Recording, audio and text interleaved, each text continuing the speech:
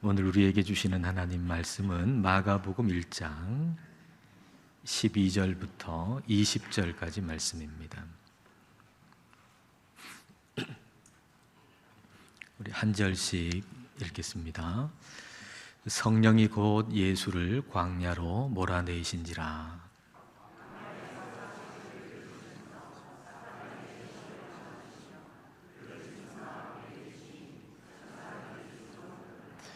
요한이 잡힌 후 예수께서 갈릴리에 오셔서 하나님의 복음을 전파하여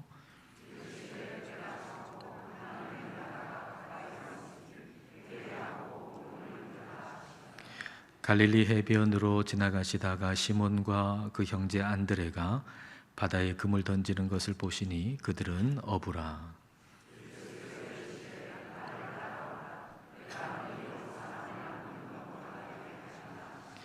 곧 그물을 버려두고 따르니라.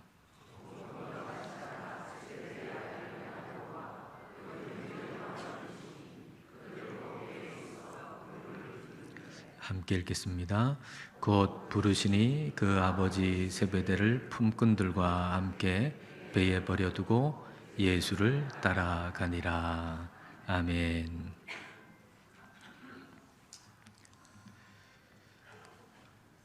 시지푸스의 형벌 이야기를 여러분 아실 겁니다. 시지푸스가 받은 형벌은 아주 큰 바위돌을 산 꼭대기로 굴려서 올리는 것입니다. 근데 산 꼭대기에 그 바위를 굴려서 올려놓으면 그 바위는 다시 아래로 굴러 내려갑니다. 그리고 다시 또 산 밑에서 그 큰 바위를 굴려가지고 산 정상으로 또 올려놓죠. 그러면 그 바위가 또 다시 또 내려갑니다.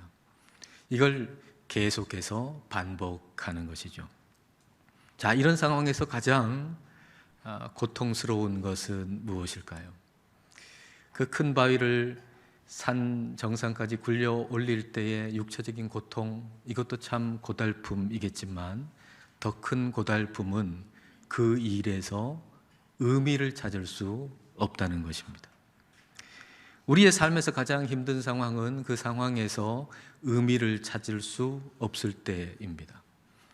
우리의 인생의 고난과 시련, 인생의 광야, 그 자체가 힘들기도 하지만 사실 더 힘든 것은 그 광야의 의미를 모르고 그곳에, 그 광야에 있어야 한다는 겁니다. 고통이 의미를 찾으면 고통은 더 이상 고통이 아니죠. 그리고 의미라고 하는 것은 방향에서 생기는 겁니다. 그러니까 광야의 의미라고 하는 것은 그 광야를 읽는 방향에서 생기는 겁니다. 오늘 본문에서 예수님 광야에 계시잖아요. 근데 그 광야를 어떻게 읽어야 할까요? 11절에 하나님께서 주시는 음성을 가지고서 12절에 광야를 읽어야 합니다. 11절, 12절 말씀을 우리 같이 읽겠습니다. 하늘로부터 소리가 나기를 너는 내 사랑하는 아들이라 내가 너를 기뻐하노라 하시니라. 성령이 곧 예수를 광야로 몰아내신지라. 나는 너를 사랑한다, 내가 너를 기뻐한다 라는 하나님의 음성을 가지고서 광야를 읽어야 합니다. 근데 우리는 광야를 가지고서 하나님을 읽을 때가 때때로 있습니다. 내가 지금 시련을 겪고 있고 어려움을 겪고 있는 인생의 광야, 내가 지금 이 광야에 있는 걸 보니, 내가 지금 이렇게 어렵고 힘든 걸 보니 하나님이 나를 사랑하시지 않는가 보다라고 지금 현재의 내 인생의 광야를 가지고서 하나님을 읽으려고 하는 거죠. 그렇게 해서는 우리의 인생의 광야의 의미를 결코 알 수가 없습니다. 내가 너를 사랑한다, 내가 너를 기뻐한다 라고 하는 하나님의 말씀을 가지고서 광야를 해석해야 합니다. 나를 사랑하시는 하나님, 나를 기뻐하시는 하나님께서 나를 내 인생의 광야 가운데 두셨다면 거기에는 분명한 하나님의 의도가 있는 것입니다. 예수님을 광야로 몰아가신 주체는 다름 아닌 성령 하나님이십니다. 그럼 광야를 영화에 비유해 본다면 그 광야라고 하는 영화, 그 영화의 주인공이 마치 사탄 같아요. 사탄이 주도권을 가지고서 자기 마음대로 뭔가 하는 것 같은, 사탄이 주연 배우인 것처럼 보이지만 사실 그 영화의 감독은 성령 하나님이십니다. 여러분 삶에 지금 일어나고 있는 일들, 그것이 하나님과는 거리가 먼 그 어떤 것이 주도권을 가지고 여러분의 인생을 이리저리 움직이고 있는 것처럼 보일 때가 있습니다. 그러나 기억할 것은 그 모든 일의 감독이 우리 하나님이시라는 겁니다. 성령님이 예수님을 광야로 몰아내셨습니다. 성령 하나님께서 예수님을 광야로 쫓아내셨습니다. 이것은 예수님께서 가고자 하시지 않음에도 불구하고 성령님이 억지로 가게 하셨다는 얘기가 아니라 예수님께서 그 광야에서 반드시 해야만 하는 일이 있으셨다는 걸 지금 강조해서 말씀하시는 겁니다. 예수님께서 그 광야에 반드시 가셔서 거기서 해야만 할 일이 있으셨다는 거죠.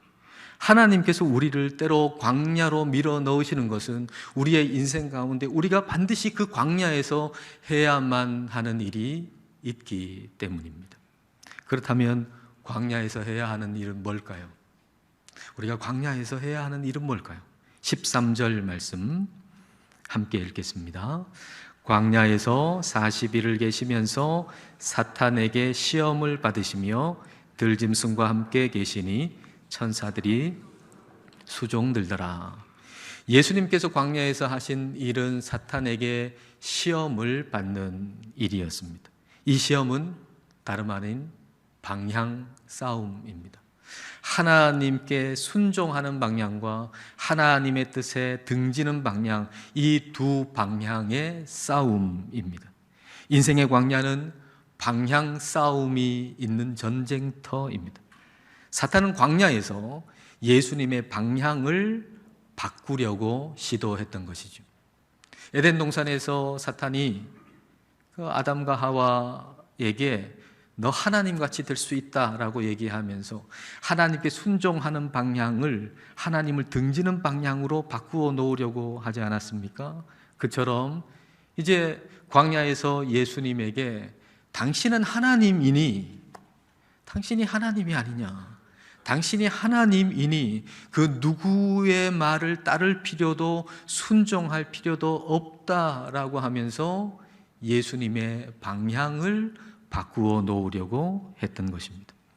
마태복음이나 누가복음에는 이 사탄이 예수님 시험한 세 가지 시험의 이야기를 자세하게 기록하고 있습니다. 그리고 누가복음에 의하면 마지막 세 번째 시험은 이 사탄이 예수님을 높은 곳에 성전 꼭대기에 데려가서는 거기서 뛰어내려라. 당신이 하나님의 아들이면, 그 말은 당신이 하나님이 아니냐 그 말이죠.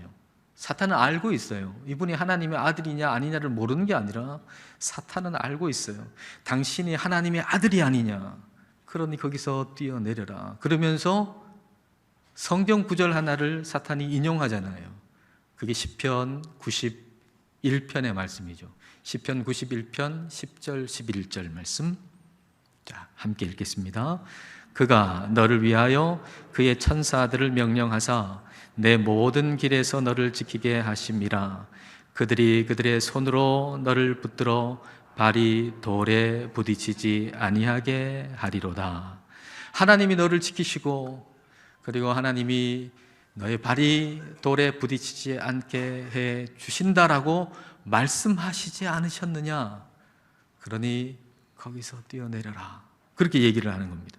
우리가 기억할 것은 사탄이 우리로 하나님을 등지게 만들도록 하기 위해 성경 구절을 이용한다는 것입니다. 너를 붙들어서 발이 돌에 부딪히지 않게 해 주신다, 너를 지켜주신다 라고 하는 이 구절을 사탄은 우리가 인생의 광야에 있을 때 들이밀지요. 우리가 병들었을 때, 우리가 고난당할 때, 우리가 실패했을 때 이 구절을 들이밀지어 봐라, 성경이 이렇게 얘기하고 있지 않느냐. 그 하나님은 어디 계시냐? 하나님이 너를 지킨다고 하셨고 하나님이 너의 발이 돌에 부딪히지 않게 하신다 그랬는데 도대체 네 모습을 한번 봐라. 하나님이 계시기나 한 거냐? 라고 그 성경을 가지고 하나님을 등지게 만들려는 겁니다. 성경 구절이 오히려 내게 하나님을 의심하게 만들 때가 있는 거죠. 여러분이 성경을 읽을 때, 들을 때 성경 구절이 나로 하여금 하나님을 오히려 의심하게 만들 때가 있어요. 그럴 때 우리는 어떻게 해야 할까요? 예수님께서 사탄이 성경 구절 가지고서 시험할 때, 시편 91편을 가지고 시험할 때 예수님은 또 다른 구절, 신명기 6장의 말씀을 가지고서 대응하셨습니다. 예수님께서 하신 말씀 신명기 6장 16절. 자, 함께 읽을까요? 너희의 하나님 여호와를 시험하지 말고. 하나님을 시험하지 말아라. 여러분, 우리가 한 구절만으로 방향을 정해서는 안 됩니다. 한 구절과 또 다른 구절, 또 다른 구절을 함께 봐야 우리는 방향을 잃지 않습니다. 하나님께서 지키신다 그랬어요. 하나님께서 우리의 발이 돌에 부딪히지 않게 하신다 그랬어요. 이것은 우리가 다치지도 않고 사고도 없고 병도 걸리지 않고 실패도 없다는 말이 결코 아닙니다. 우리가 잘 아는 대로 하나님을 사랑하는 자, 곧 그 뜻대로 부르심을 입은 자들에게는 모든 것이 합력하여 선을 이룬다라고 말씀하고 계십니다. 여기서 모든 것이라고 하는 건 말 그대로 모든 것입니다. 우리가 듣고 보는 모든 일은 우리에게도 일어날 수 있습니다. 어떤 사고의 뉴스를 봤다면 그 사고는 나도 당할 수 있는 것이고, 그 누군가가 암이 걸렸다는 소식을 들었다면 나도 암에 걸릴 수 있습니다. 사고가 날 수도 있습니다. 아플 수도 있습니다. 실패할 수도 있습니다. 그러나 이 모든 것이 합력해서 선을 이룬다는 겁니다. 선은 오직 유일한 하나님 한 분밖에 선한 분이 없어요. 그러므로 이 모든 것이 합력해서 선을 이룬다는 것은 이 모든 것이 합력해서 나로 하여금 선하신 하나님을 향하여 나아갈 수 있게 해준다는 얘기입니다. 그러므로 하나님이 우리를 지키시고 우리 발이 돌에 부딪히지 않게 하신다는 말씀은 어떤 돌뿌리도 우리 인생의 질병이라고 하는 돌뿌리도, 그리고 경제적인 어려움이라고 하는 돌뿌리도, 어떤 돌뿌리도 우리로 하여금 하나님을 등지게 만들고 세상을 향해서 가도록 만들지 못하고, 어떤 돌뿌리가 있다 할지라도 우리 인생에 우리 하나님은 우리로 하여금 우리를 지키셔서 끝까지 하나님을 향해서 가는 인생을 살게 도와주신다라는 말씀입니다. 인생의 싸움은 방향 싸움입니다. 예수님께서 광야에서 방향 싸움을 이기셨고 우리도 예수님 안에 있으면 이 방향 싸움을 이깁니다. 방향은 새로운 의미를 만들고 새로운 의미는 새로운 기쁨을 창조합니다. 만일 우리의 방향이 세상입니다. 그리고 우리의 방향이 나 자신입니다. 그렇다면 우리에게 의미 있는 일이라고 하는 것은 세상의 성공일 겁니다. 그리고 내가 인정받는 것, 그게 내게 의미 있는 일일 겁니다. 내 방향이 나 자신이니까요. 내 방향이 세상이니까요. 거기서 의미를 찾고 거기서 기쁨을 찾겠죠. 그러나 우리의 방향이 예수님이 된다면 우리는 새로운 의미를 예수님 안에서 찾게 될 것입니다. 그리고 새로운 기쁨도 그 의미 안에서 창조되는 거죠. 예수님이 높임을 받고 예수님의 복음이 증거되는 그 일에서 우리는 기쁨을 얻게 될 겁니다. 14절 15절 말씀 볼까요? 함께 읽겠습니다. 요한이 잡힌 후 예수께서 갈릴리에 오셔서 하나님의 복음을 전파하여 이르시되 때가 찼고 하나님의 나라가 가까이 왔으니 회개하고 복음을 믿으라 하시더라. 예수님께서 이제 본격적으로 하나님의 복음을, 하나님 나라의 복음을 전파하신 것이 요한이 잡힌 후라고 기록하고 있습니다. 요한이 잡혀서 감옥에 갇혔을 때 그때 요한의 마음이 어땠을까요? 만일 요한이 자기 자신을 향해 있었고 세상을 향해 있었다면 그 안에서 의미를 찾을 수가 없었을 겁니다. 요한이 세례를 베풀 때 많은 사람들이 몰려와서 세례를 받았잖아요. 그때 인생에 의미가 있다 생각했겠죠. 그리고 기뻤겠죠. 이 많은 사람들이 나를 찾아와가지고 세례를 받으니 얼마나 그 의미가 있고 얼마나 기뻤겠습니까? 그러나 감옥에 갇힌 다음에는 의미도 잃어버리고 기쁨도 사라져버릴 수밖에 없겠죠. 그의 방향이 세상이고 자기 자신이라면. 그러나 요한의 방향이 예수 그리스도라고 한다면 감옥에 갇힌 다음에도 의미가 있습니다. 왜냐하면 예수님이 요한이 감옥에 갇힌 다음에 비로소 하나님의 나라를 본격적으로 전하기 시작하셨기 때문이죠. 예수님이 하나님의 나라를 전하는 그 일로 인해서 요한은 거기에 의미를 가지고 그리고 기뻐할 수 있는 것입니다. 이렇게 주님을 향해 있을 때의 기쁨이 진짜 기쁨이라는 것이죠. 성 프란체스코를 여러분 아시죠? 바울 이후에 예수님을 가장 많이 닮은 사람이라고 그렇게 인정되는 사람 성 프란체스코입니다. 그런데 어느 날 이 프란체스코가 이제 기록을 하는 사람을 불러가지고 내가 참된 기쁨이 뭔지 말할 테니까 기록하십시오 이렇게 말을 합니다. 그리고 얘기를 합니다. 어느 소식을 전달하는 사람이 와가지고는 교수들 그리고 고위 성직자들 그리고 왕들이 우리 수도회에 들어왔다고 소식을 전할 때 그때 그것이 참된 기쁨이 되지 않는다고 기록하십시오. 그리고 마찬가지로 우리 형제들이 믿지 않는 비신자들에게 가가지고 복음을 전하고 그 사람들이 이제 우리 수도회로 많은 사람들이 몰려오게 되고 그리고 내가 병을 고치고 또 놀라운 어떤 기적을 행하는 그 은사를 하나님이 나한테 주셨다라고 하는 그런 소식을 전한다 할지라도 그게 참된 기쁨이 아니라고 기록하십시오.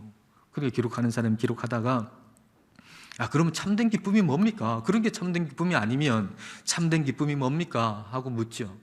그러자 프란체스코가 이렇게 또 말합니다. 내가 먼 길을 걸어서 이제 밤에 여기에 도착했습니다. 그때는 아주 한겨울 추운 겨울이고 그리고 길은 진흙길이고 그래서 내가 입은 옷에 물이 젖었는데 그게 얼어서 고드름이 되고 그리고 그 고드름이 내 다리를 쳐가지고 상처가 나고 피가 흘러내립니다. 그리고 그렇게 먼 길을 와서 이제 문을 두드립니다. 그때 한참 문을 두드린 다음에야 형제 하나가 나와서 누굽니까? 라고 묻지요. 그때 나는 프란체스코입니다 라고 대답을 합니다. 그럴 때 그는 썩 물러가거라 그렇게 얘기를 합니다. 그때 다시 한번 애원하고 애원했더니 그 사람이 또 얘기를 합니다. 썩 물러가시오. 우리에게는 아주 훌륭한 사람, 좋은 사람이 많으니까 당신 같은 사람은 필요 없어. 썩 물러가시오. 그래서 또 애걸합니다. 오늘 밤만이라도 나를 좀 받아주십시오. 하나님의 사랑으로 나를 좀 받아주십시오. 그랬더니 그 사람이 하는 얘기가 그럴 수 없어. 딴 데 가서 알아보시오. 당신 같은 사람은 받아줄 수 없어 하고 그렇게 쫓아냅니다. 이러한 경우 만약 내가 인내를 가지고 마음의 평정을 잃지 않는다면 바로 여기에 참된 기쁨이 있습니다. 이렇게 얘기를 했어요. 여러분 프란체스코가 하는 이 얘기를 방향이라고 하는 단어를 가지고 여러분 한번 생각해 보십시오. 내가 이끄는 수도원이에요. 내가 이끄는 수도원에 유명한 사람들이 많이 오고 그리고 믿지 않는 사람들이 이제 믿게 돼서 많이 들어올 때 그리고 병을 고치고 놀라운 기적이 일어나고 사람들이 그렇게 해서 많이 올 때 그때에는 내가 오롯이 하나님을 향해 있지 않더라도 기쁠 거 아닙니까? 여러분의 삶에 여러분이 하고자 하는 일들이 잘 되고 성공하고 그리고 여러분 건강할 때 여러분이 오롯이 하나님을 향해 있지 않더라도 기쁠 거 아닙니까?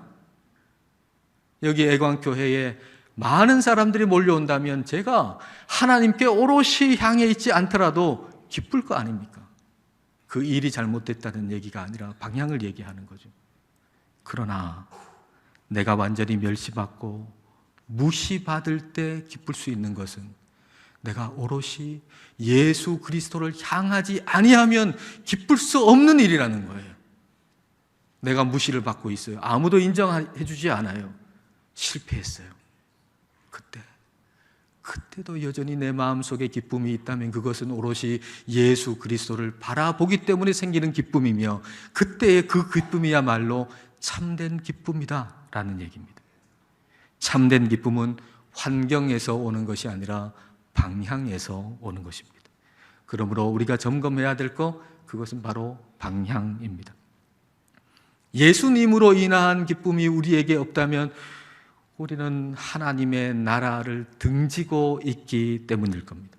때가 찼고 하나님 나라가 가까웠다 그랬습니다. 그런데 하나님 나라가 가까웠다는 것을 아는 사람은 하나님 나라를 향해 있는 사람입니다.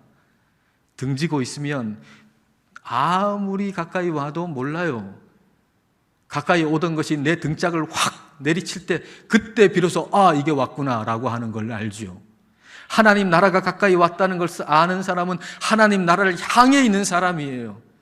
그래서 하나님 나라를 향해 있는 사람은 하나님의 나라가 얼마나 빠른 속도로 우리를 향해서 다가오고 있는지를 아는 것입니다. 예수님은 지금 우리에게 방향을 바꾸라고 얘기하는 거예요. 방향을 바꾸라. 지금 오고 계시는 하나님의 나라를 향해서 방향을 바꾸라는 겁니다. 회개하라라고 하는 것도 역시 방향을 바꾸라는 거죠. 세상을 따라가지 말고 예수님 따라가라고 방향을 바꾸라고 말씀하시는 겁니다. 16절부터 18절을 보십시오. 갈릴리 해변으로 지나가시다가 시몬과 그 형제 안드레가 바다에 그물 던지는 것을 보시니 그들은 어부라.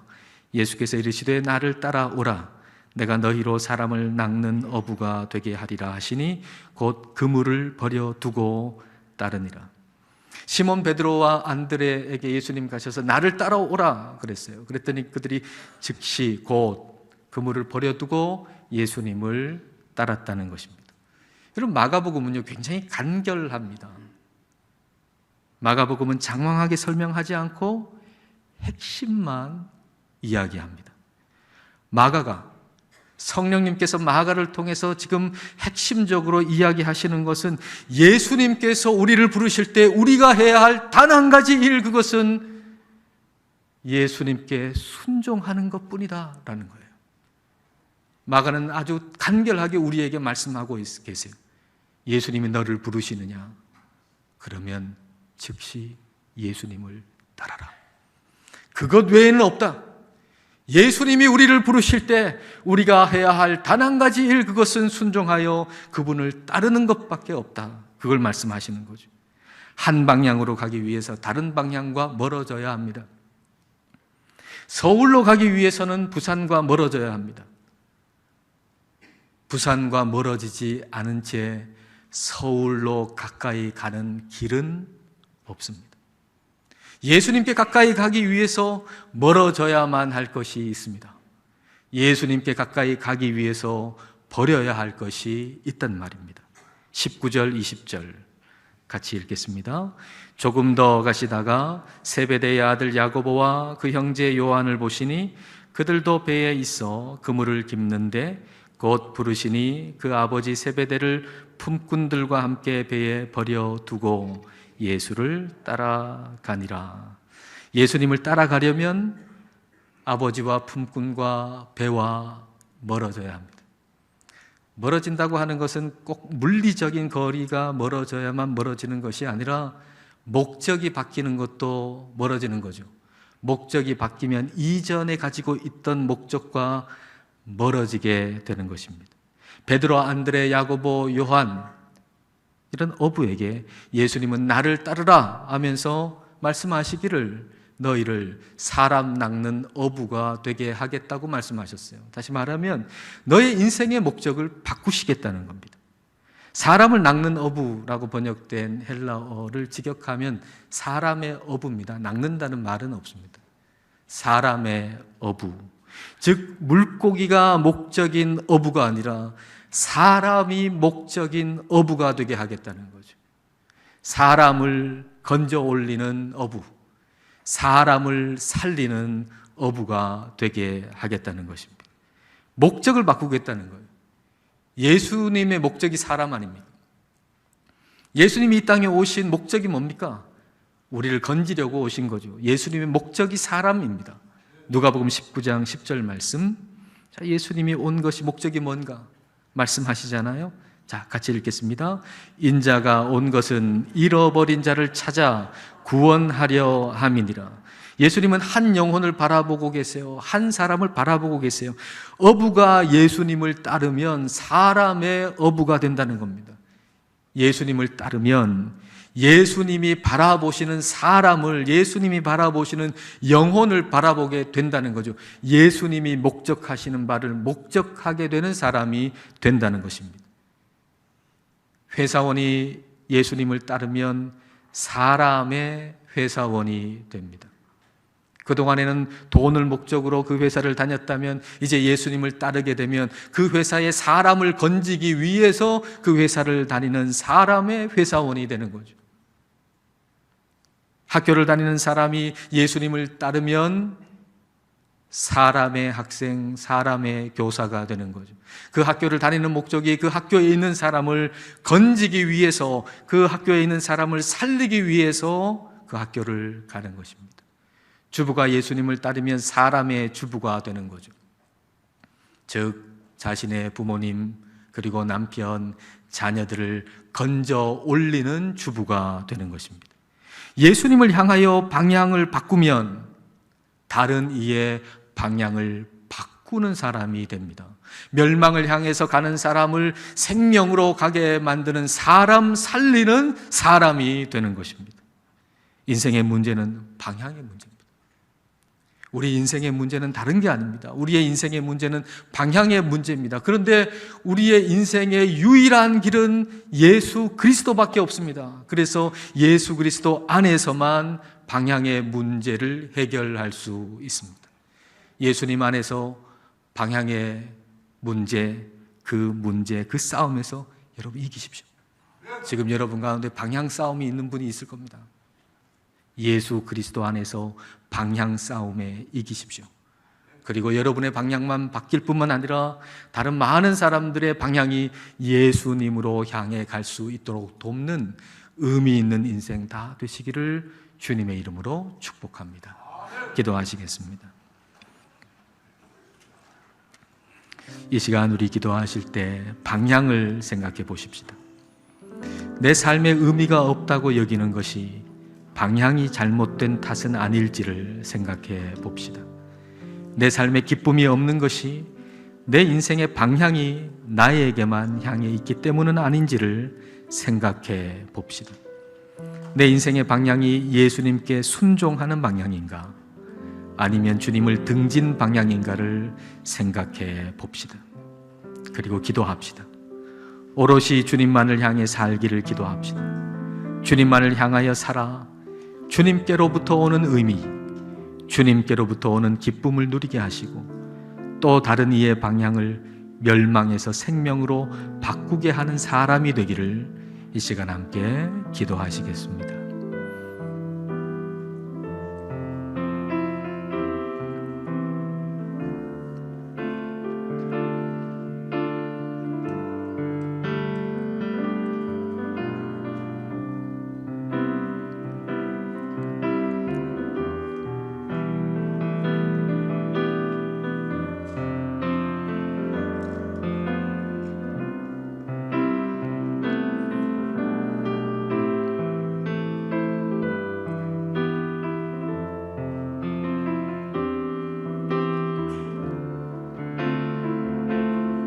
하나님 아버지, 하나님께서 인생을 창조하셨으므로 인생의 의미는 하나님에게서만 찾을 수 있음에도 불구하고 우리는 때로 하나님을 등지고 세상을 바라보거나 우리 자신을 향해 있으면서 인생의 의미와 기쁨을 찾으려는 헛된 시도를 합니다.